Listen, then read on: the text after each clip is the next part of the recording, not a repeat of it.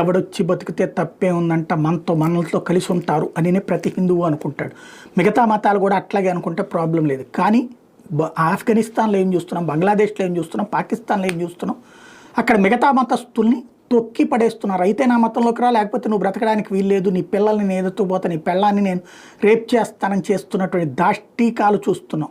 అది ఒక్క హిందూ మతంలో మాత్రమే. హిందువులు ఇక్కడ మసీదులకు చోటిచ్చారు, చర్చిలకు చోటిచ్చారు, గురుద్వారాలకు చోటిచ్చారు, అన్ని మతాలు ఇక్కడ ఉండటానికి చోటిచ్చినటువంటి పరిస్థితి ఉంది. అదే ఇక్కడ గుర్తుపెట్టుకోవాల్సినటువంటి అంశం.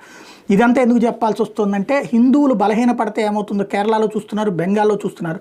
తాజాగా మేఘాలయ అంటే ఈశాన్య రాష్ట్రాలు ఆల్రెడీ చూస్తున్నారు. మేఘాలయలో రామకృష్ణ మిషన్ స్కూల్ మీద దాడి చేశారు.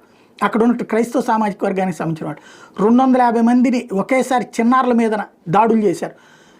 అయితే దీన్ని ఇంగ్లీష్ మీడియా కూడా ఏం రాసింది అంటే, లోకల్గా ఉన్నటువంటి